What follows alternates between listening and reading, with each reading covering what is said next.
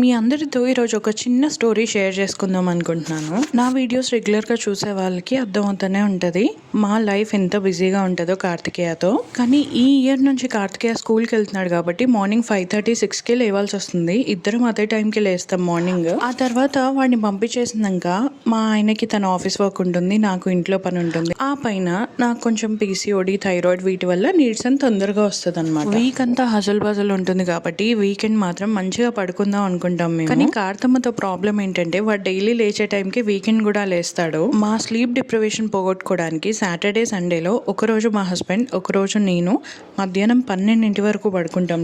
అలా లేట్ గా లేచిన రోజులు ఇలాంటి లేజీ రెస్పెక్ట్ చేసుకుంటాం. ఈ వీడియో ఓన్లీ మెన్ కి లేకపోతే ఓన్లీ ఉమెన్ కి అని నేను చెప్పను. అసలు లైఫ్ పార్ట్నర్ అంటేనే అన్నిట్లో సపోర్ట్ చేయడం కదా.